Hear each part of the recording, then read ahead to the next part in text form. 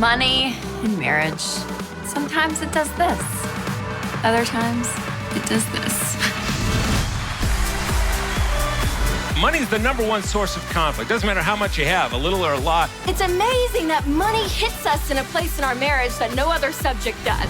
Really is a decision. You've got to do something different. Men and women are different. You can agree on your goals in life when you start communicating about money. This is going to bring you so much closer together. You will be amazed at what happens in your relationship. This is my life. This is our family. What are we going to choose to do with it?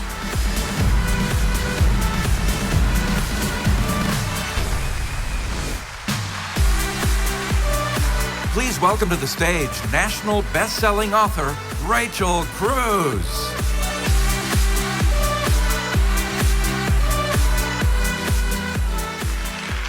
Hello, hello. Well, happy Valentine's Day. So glad you all came to a financial event and a marriage event. No, we are so happy that you are here, and for so many of you flying from all over the country, driving from all over to be here in Nashville to spend the weekend with us, and all of you out there live streaming, we are so happy that you are joining us. And I'm so excited. These events are so fun. I love them so much because tonight, it's about you. It's about your life. It's about your marriage. It's about your money. And whenever we have couples events, I always know that one of you is just so excited to be here.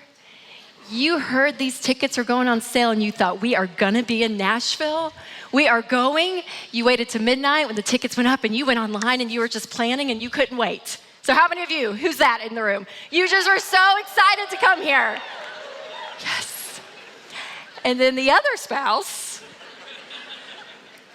was like, I'm sorry, we're doing what for Valentine's Day? What? Oh, really? Okay. God, really? Are you sure? Okay, it's in Nashville. They have good restaurants, good meal. Okay. I guess I'll come. How many of you are that? You can be honest. You're in a church. Don't lie. Yes. Well, the good news is I'm probably more on your team than the nerd that brought you. So everyone just assumes growing up as Dave Ramsey's kid that I just love talking about money all the time and I'm so good at it. And all we did growing up was, talk about index funds, and we had mutual fund birthday parties and budget camps every summer. But thankfully, that was not the case. Mom and Dad obviously were very intentional with teaching us how money works, and that was such a gift. But I'm actually the spender and the free spirit of my own marriage. So a lot of what we're gonna talk about tonight, I have to tell myself what I tell you. So I get it, I totally get it. But this is an incredible night because, I look at it, I'm like, man, for Winston and I, even our story, we've been married 10 years. We celebrated 10 years in December. And thank you. We hit the decade mark. And we have 3 kids now. So this is actually my first thing back from maternity leave. So Charles is almost 4 months old. He's our newest. But we have a 4-year-old, a 2-year-old, and a 4-month-old. So prayers are welcome in the Cruz household. So I actually get a night away. So this is great. My Valentine's night, I'm with adults. Winston's watching the kids, God bless him. But I look at our marriage even, and I'm like, man, what we're gonna talk about tonight, what Les is gonna talk about with communication, I'm like, God, Winston and I, we use the stuff that he talks about, and it works. We've been walking this money journey together for 10 years, and I can tell you, as a living testimony, we're not perfect, but it works. And so studies show that people, they have a snag in their life when it usually comes to marriage and money. And so we see this problem everywhere we go. And so we thought at Ramsey Solutions, okay, we need to create a solution. So we created this event for you guys. And I will just tell you, I don't want this to be a disservice. You have come to Nashville, most of you have traveled in, and the last thing I would want is for you just to walk out of here and be like, oh yeah, that was a fun night, that was good. I really want you guys to take charge, take the information we're gonna talk about, and actually work on it.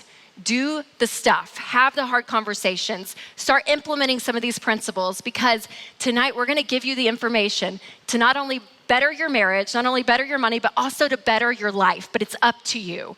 So as you walk out of here, we're gonna give you a plan in place. We're gonna give you conversations to have together.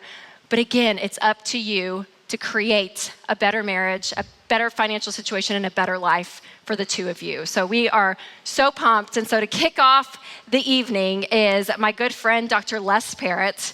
He has been speaking on marriage for over 25 years.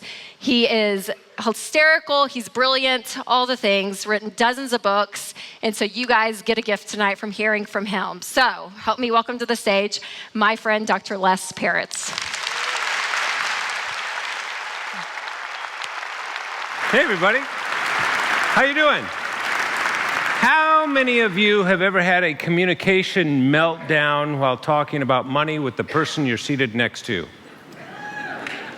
Keep your hands up, and I want you to look around the room. You see the people that don't have their hands up? What do we call them? And they're in a church. Hey, this is gonna be fun. I always like to know a little bit about who I'm speaking to. Indulge me just here for a minute. And by the way, this is being broadcast all over the place. And so even if you're in a church group or whatever somewhere else, do the same thing. But if I'd like just to know, anybody engaged to be married? Stand up if you're engaged to be married, would you? A number of you. That's fantastic. Congratulations, you guys, all the way up there. Congrats. Go ahead and be seated. How about couples that you're not quite engaged, but you're on the edge of commitment? Oh, I got one. Oh. I noticed just you stood and she remained. Oh, okay. Yeah. So you're kind of in agreement. I got you. All right.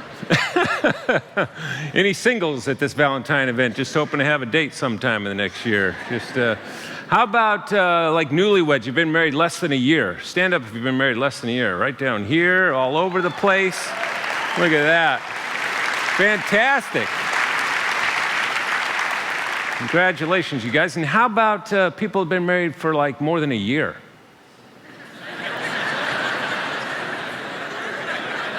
Stand up, stand up. There you go. Not a trick question.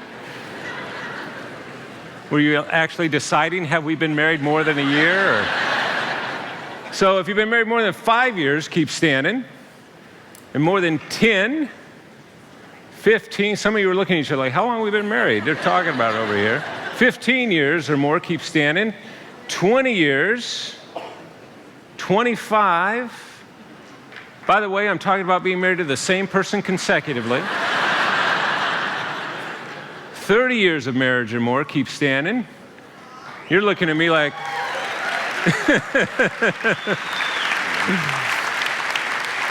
you're looking at me like, just keep going, punk. 35 years of marriage, 40 years of marriage, 45 years of marriage. Right here.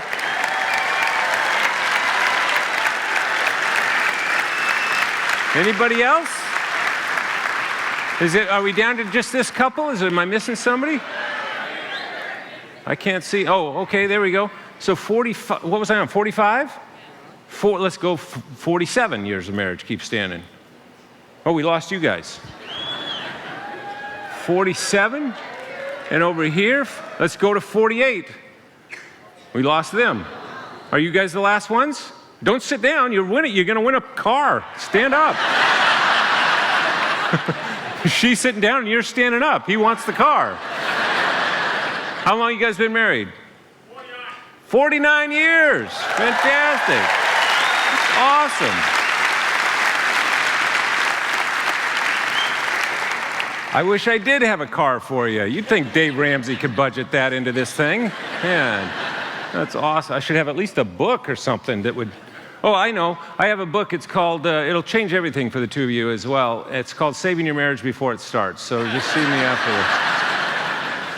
Wow, almost 50 years of marriage. That's incredible. Well, 35 years for Leslie and me. And by the way, we have the same name, so it's a little confusing, all right? I'm Leslie, and she's Leslie, and it's just the way God planned it. So it's even more complicated because I'm the third. That means my dad's name is Leslie, my grandfather's name is Leslie, and then I married a Leslie. And so when we had our first son, we named him John. John Leslie. So, and he has a brother, Jackson, by the way, too. But hey, this is going to be fun. You have a little seminar guide in front of you that we'll use tonight as we go through this material.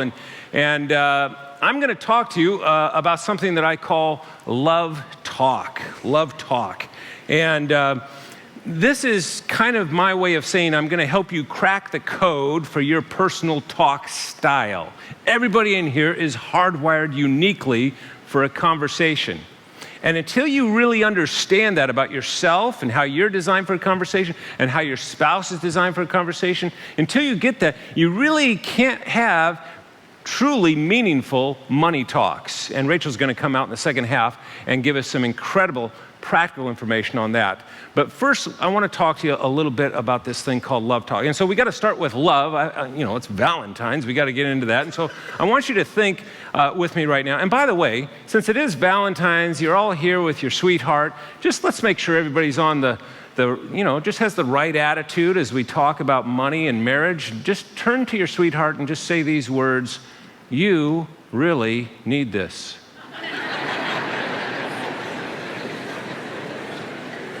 You feel a little bit better, don't you? We all need this. But just to kind of get your wheels turning here on Valentine's, if you were to come up with a recipe for romantic love, what ingredients would go into that? If you kind of had to whittle it down to the most important things, the top 4 or 5 things that you might put into your recipe for romantic love, what are they? Just holler them out at me. What do you got? Humor. Respect. What? What? Help me. Chocolate? No wonder I couldn't hear it. Like, chocolate. Okay, sure, I can see that. Chocolate, why not? What else? Patience, commitment, gracefulness. Lots of good things. Sex. All right, who said this? Stand up. No, I'm just kidding you, just kidding you. I better give her a book for sure. Here's my book on how to love like Jesus. So, come on down here. There's a book called Love Like That. Paul writes a big passage about how to love like Jesus, and then he closes that 3-word sentence, love like that. Really, how do you love like Jesus? So I just have a feeling you need this. So, yeah. Sex, for sure, sex. We'll talk a little bit about that here. So we could go on listing all the ingredients for romantic love for a long time. For the longest time, actually, we left definitions of romantic love or recipes for romantic love to poets and lyricists and musicians. Social scientists didn't have much to say about romantic love. It was too kind of mushy. It wasn't scholarly enough to study. That all changed a few years ago at Yale University when a fellow by the name of Robert Sternberg, a very respected psychologist, came along, did this massive study on romantic love, and concluded that it really comes down to 3 things. He actually calls this, are you ready for it? He calls it the triangular theory of love. Doesn't that sound like a sleeper? I know that sounds really boring, the triangular theory of love. But it's super practical. It's just a way to think about what goes into love. And he says you can boil it down to these 3 ingredients. You can write the word on each side. And the first word to write on one side of the triangle is passion. Passion. And passion is the biological side of love. Passion is the part of love that just kind of flows with the hormones, We don't have to do anything in particular. It just kind of automatically happens. It's what got the 2 of you together in the first place, is passion, right? Somebody said passion, though a bad regulator, is a good spring. In other words, it's good at getting love going, not so good at keeping love going. I had a opportunity to do a guest lecture series at Purdue University a while back, and at the end of my talk, they gave me a tour through their research facilities and their marriage and family program, and state-of-the-art stuff, and I said, well, hey, what are some of the research programs you have going on right now? And they said, well, one of the most interesting is a longitudinal study that we did on passion with married couples.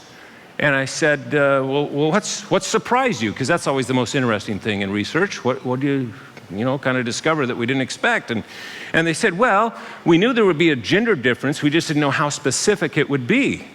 And I said, well, what'd you find? They said, well, we discovered that married men prefer to have sex on days of the week that begin with the letter T. Isn't that bizarre? Tuesday and Thursday seem to top the list, as well as Saturday and Sunday.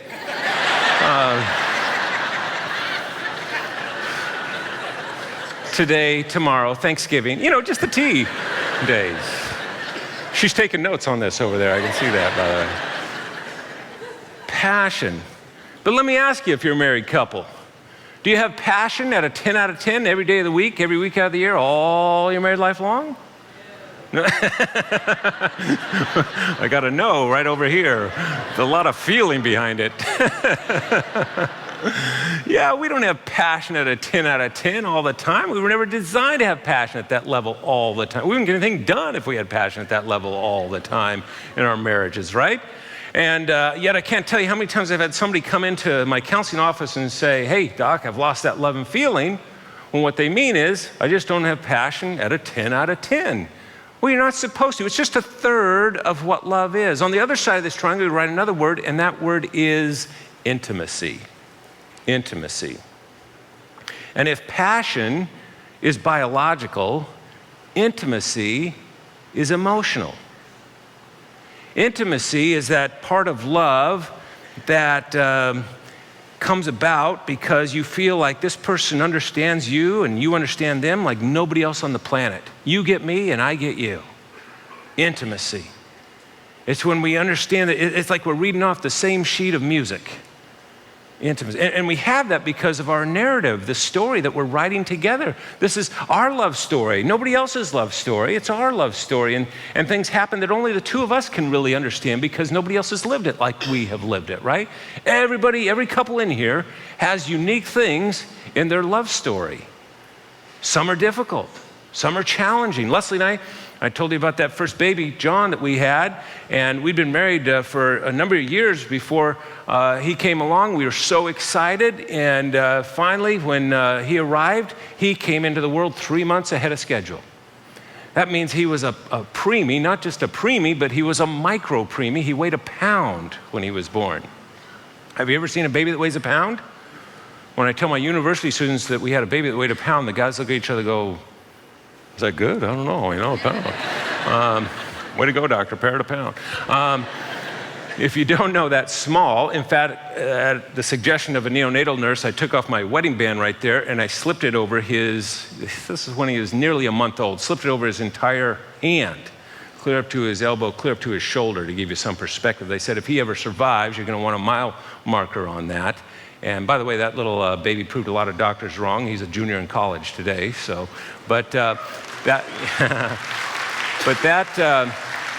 that's a part of our story, right?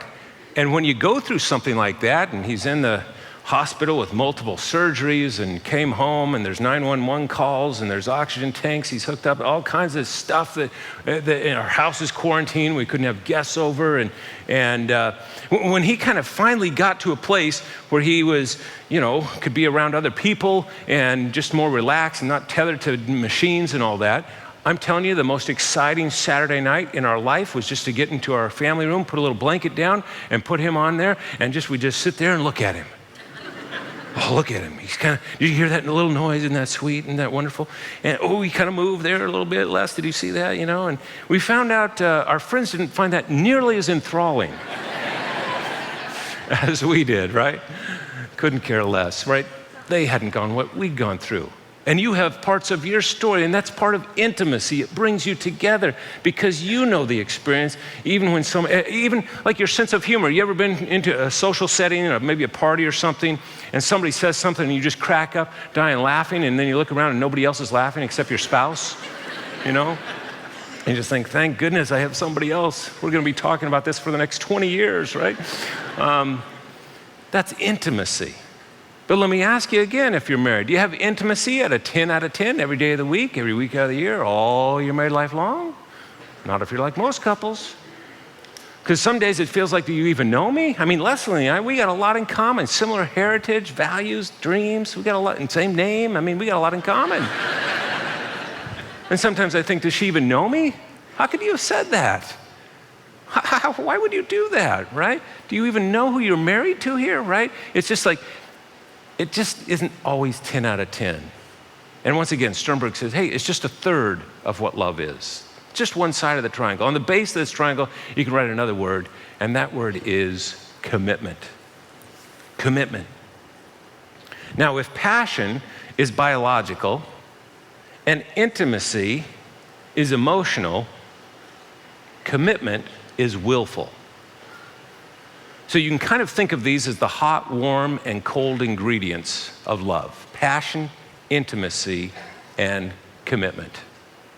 And commitment is that part of love that says, in spite of all the things in my life I can't seem to pin down, in spite of all this stuff out here that just swirls about, I can't quite nail down, in spite of all that uncertainty, I'm gonna make one thing in my life rock solid. And that's my relationship with you. Where's that come from? Your hormones? Your emotions? No. It's the part of love that is willful. It's the part of love that is a decision, commitment, passion, intimacy, and commitment. Let me ask the question again, but don't answer it because I know how most of you will. But let me just pose the question: if you're married, how many of you have commitment at a 10 out of 10 every day of the week, every week out of the year, all your married life long? And most of you go, well, yeah, that's why we got married. Okay, I get that. That's the big I do. That's the big commitment. But there's an energy level that infuses that big commitment that isn't always at a 10 out of 10. Why? Because you have a big deadline at work.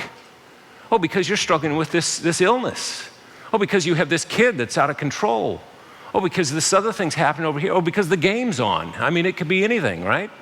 We don't always have a conscious 10 out of 10 commitment into this relationship because we're traveling at the speed of life, and life happens. So even commitment, the energy level, is not always at a 10 out of 10 because our focus can't be on that relationship all the time at 100%.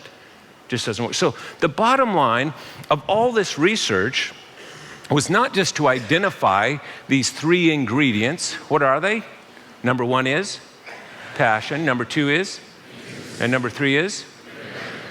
The bottom line was not just to identify the ingredients of romantic love, but the bottom line of this study was to also discover that love, romantic love, is very, very fluid. It's not a static thing that you fall into and you fall out of. Love changes. There's an ebb and flow to love. There's seasons to love. And the kind of love that you have this Valentine's may not be the kind of love that you had last Valentine's or the next Valentine's or next week, because love changes. So what do you do about that? We can't, in fact, whenever I have a chance to tell, if I'm talking to a bunch of engaged couples and I talk to them about love and the triangular theory of love, I'll tell them, hey, if you ever wake up some morning after you get married and you have passion at a 10 out of 10 and intimacy at a 10 out of 10 and commitment 10 out of 10, and you roll over to your spouse and he or she has all three of these ingredients at a 10 out of 10, I tell them, we got some advice for you. Take the day off work. It's going to be a good day. Right? But you can't expect to wake up every morning with all three of these ingredients at a 10 out of 10. But what can you do? What do you do if the passion isn't doing so well these days, or the intimacy or the energy level you're putting into your commitment isn't quite there? Well, there's a little exercise Leslie and I designed some time ago. We've been doing for years. We've talked to lots of couples. It's called How's Your Love Life? And this little exercise is so simple to do. And it's non-threatening. You can begin to do this as soon as you walk out of these doors if you want to. It's so easy to do. It takes you less than 5-10 minutes.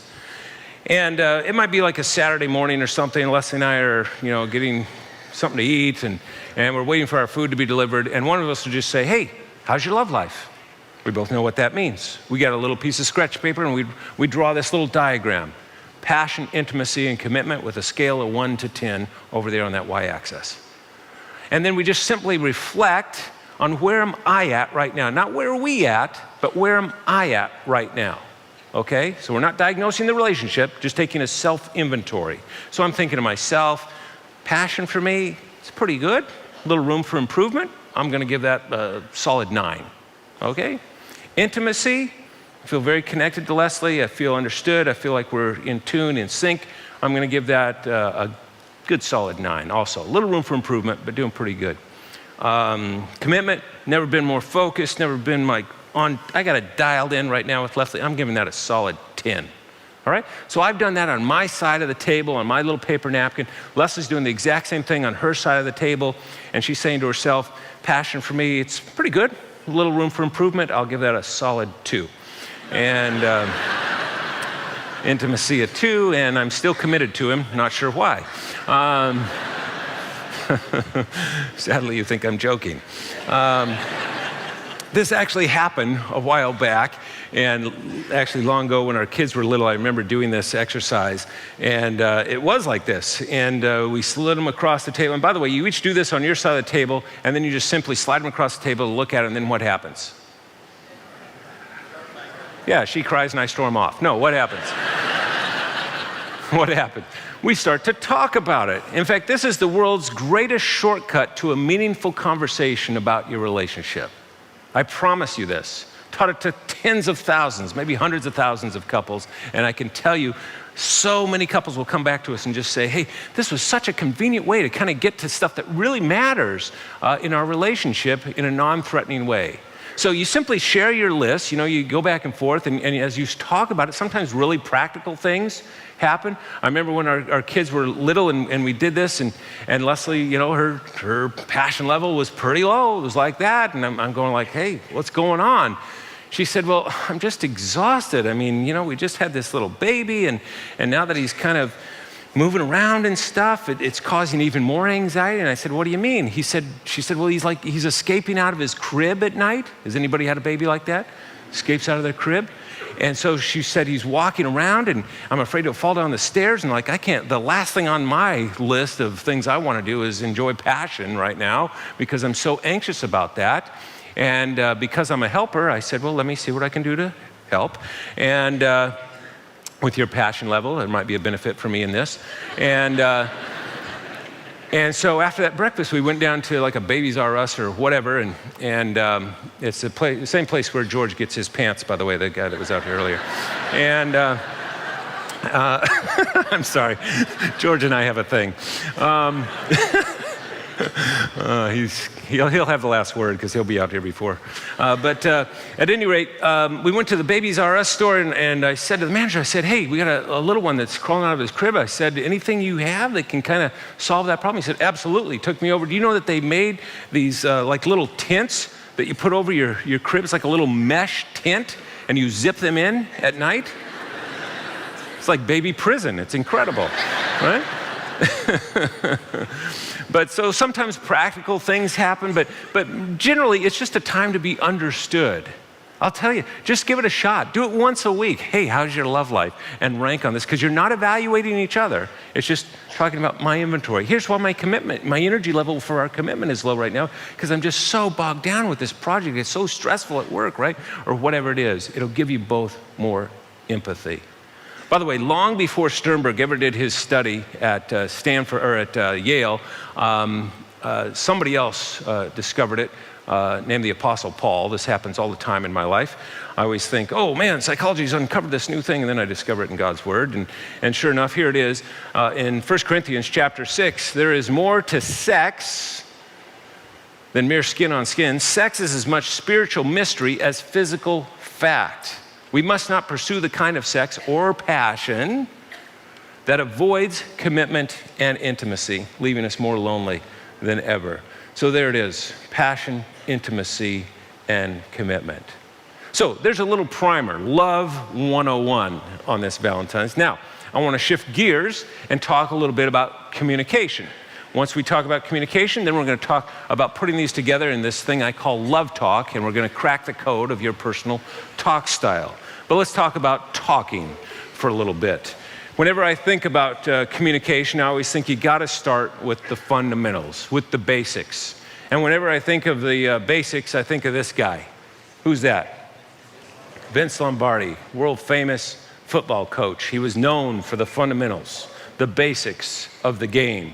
And in fact, when the team wasn't doing so well, he would come into the locker at halftime. He would hold up a football to all these men, played professional football, right? He'd hold up a football. Anybody know what he'd say?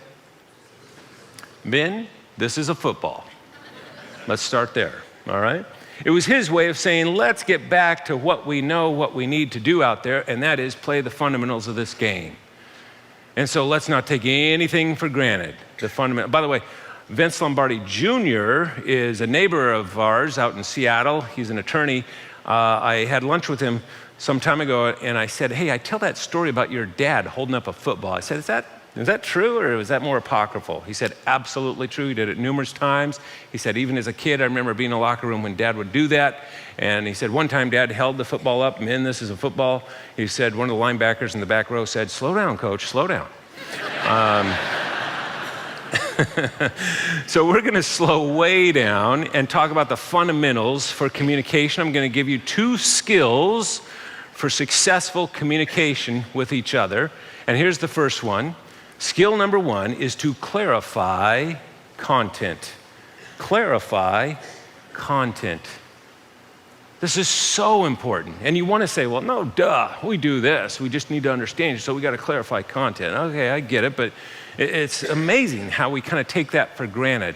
Do you know that for the words we most frequently use in the English language, there are on average 3.5 different meanings? That means there's lots of room for misunderstanding. So we read between the lines, we jump to conclusions, we make assumptions, right?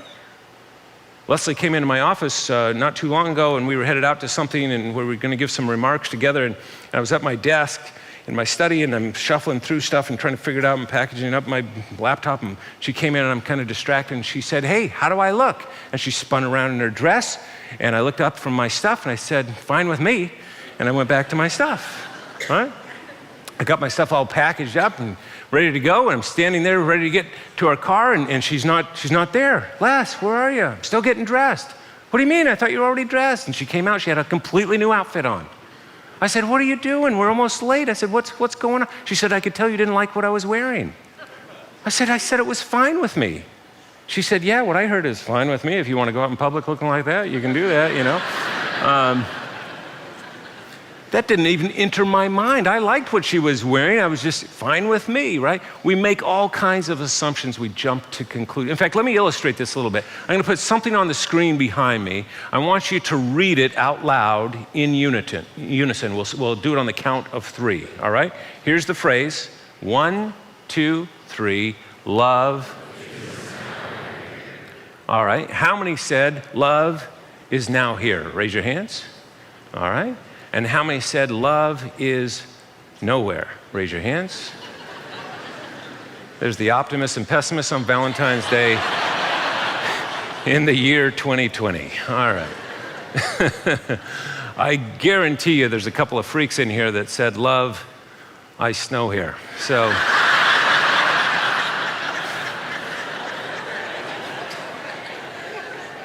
you know who you are. We need to clarify content. Such a fundamental. No, duh, we do that, right? You got to be reminded so many times to just clarify content. The second skill, also very fundamental, but a basic for sure. It's a little bit more advanced, and that is to reflect feeling. Reflect feeling.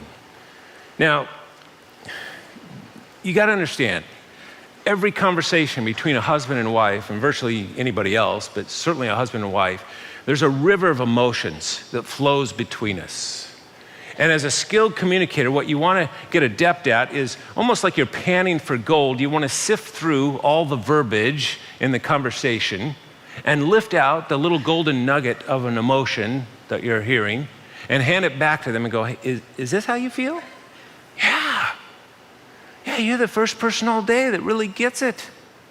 You're the first person that really understands what I'm feeling. Maybe the first person in my entire life.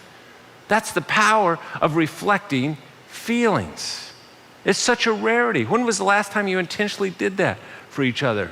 To think, I really want to listen with what Theodore Reich used to call the third ear. I want to listen not just to the words, but to the emotions underneath the words. When did you do that? You know, it's a challenge. And by the way, just in the short time I've been out here on this stage and just kind of looking you guys over a little bit, here's what I can tell you. Roughly 50% of you are going to have an easier time reflecting feelings than the other 50%. Do you know who you are? This is not a sexist thing. We know this from research. Women have a larger feeling vocabulary than men. They literally have more words in their vocabulary. They're like a walking thesaurus of emotions compared to most men. You ask most men, how you feeling? What do they tell you? Fine. Not hungry, I'm good. Little exaggeration, but you get the idea, right? So reflecting feelings. Now, guys, I want you to hear this because sometimes it feels like, oh, I'm just not good with feelings and reflecting feelings. I don't know even how to do that, you know. Here's an incredible kind of secret about this thing. You can be dead wrong when you're reflecting feelings to your wife, and it doesn't matter at all as long as you are, does anybody know? Genuine. As long as you're genuine, right? Because our conversations, everybody in here has a built-in radar detector for phoniness. You know when somebody's not really present with you, right? How do we know? How do we know when somebody's really genuine? Do you go up to your spouse and go, hey, I'm feeling really genuine right now, so let's talk, right? How do you know? We pick it up, right? It's like almost unconscious. There's eye contact, right? And the body language isn't like this, right? And there's a receptivity. It's like, oh, they're fully present with me right now. Do you know that even when we're genuinely present with somebody, our pupils dilate a little bit more? Now, we don't go around and look at each other's eyes to see how genuine you are right now, but we pick up on those kinds of things. And so when you have that, you can be dead wrong. And so I can say to Leslie, wow, it sounds like you're really feeling kind of upset about that. And she'll go, well, no, not so much upset as sad, really. Oh, yeah, sad. That's what I was going to say next, is sad, yeah. You know, as long as she's sensing I'm with her, that I'm trying to understand her spirit, she's going to help me. So guys, don't get discouraged in this. And by the way, the other thing is, don't use this as a technique. That's what I mean by being genuine. On the drive home here tonight, don't go, just start reflect. Sounds like you feel really hungry right now or something, and expect her spirit to open wide up. Oh, you understand me, right? If you're doing it as a technique, it will fall flat. Do this sometime just as a little self-experiment without telling your spouse or anybody. Just go into a conversation sometime and just focus on reflecting his or her feelings. You will see the power of doing this. It'll be one of the greatest conversations that you ever had. I'm not kidding you. It is so powerful. I give the assignment to my students sometimes in a counseling class to illustrate the value of this. I say, go into the dining hall, sit at a table with people that you don't know very well, and just reflect feelings and clarify content. See what happens. They all come back. There's electricity in the room the next day we meet. You wouldn't believe it, Dr. Parent. I have 5 new friends. We were there so late they had to flick the lights off and get us out of the table. Because it opens up people's spirits when you do this. As long as you are genuine. Let me do this real quick. Can I get like a volunteer, a female volunteer that would come up and just talk to me for a quick second? Somebody close by? Anybody willing to do that? Yeah, come, make it fast. Yep, come on. And what I'm going to have her do is just talk about anything in the world that she wants to talk about. Take your time. It's okay. It's being broadcast live, but that's all right. What's your name? Let's go right here. What is it? Rebecca. All right. And Rebecca, you can hold that right there. And how long have you been married to your husband there? Almost 5 years. 5 years, fantastic. And where are you from? Keep that up by you. We live in the DC area. DC area. Oh, you came a long way. Awesome, so glad. So you have a simple job. You're going to talk about anything in the world. Do you have kids? No. Okay, you can talk about your next vacation. You can talk about stuff at work. Doesn't matter. Anything. Make it real, though. Okay. And what I want you guys to do is not focus on Rebecca. Yes. Yeah. Not focus on Rebecca, but focus on me, because I'm going to do 2 skills. What do you think the first skill is I'm going to illustrate? Clarify content, and number 2, I'm going to? All right, let's do this. Talk about anything in the world you want to. Keep that microphone right up there. Okay. And just look at me, which is you and me now. All right. Okay. So I'm a music teacher in Virginia, and You teach music? I do. Yeah. Cool. I teach elementary music. Yeah. I'm getting ready. I bet you love it. Yes, I do. I Yeah. really love it. I teach kindergarten through 5th grade. I'm getting ready to go to grad school this summer. Really? Grad school? You'll never regret that. Are you excited or anxious about it? A little bit of both, because Yeah. I've been out of, school for a little bit. And I went to graduate school for 6 years after college, and it's a valuable thing. All right, let's stop I hope right here. so. Let's stop here. What's wrong with this picture? Some of you guys are going, nothing, man, that was really good. Getting a lot done up there, man. I'm guessing I didn't feel totally present. Now, was I clarifying content, reflecting feelings? Pretty good, a little bit. You must be excited about that and so forth. But what was missing? Genuineness. All right, give her a hand. I'll give you a book, too. Let me give you. There you go. In fact, I got to talk about that. Come to my table and I'll give you this. Okay. I promise you, I will. Come at the intermission, I promise you. All right. I got to talk about that later. So, clarify content, reflect feelings. These are the basics. Couples, this is communication. Well, no, duh. Now, we've talked about Love 101, Communication 101. We're going to mash these together and come up with something that I call Love Talk. And this is where we take it to a new level. What we're going to discover here when we get to this whole concept is, well, in fact, let me ask you, what if I could introduce you to an architect that would put an addition onto your home and wouldn't be totally spectacular looking, but it was just a simple room, big enough for maybe a couple of chairs and a table. But whenever you went in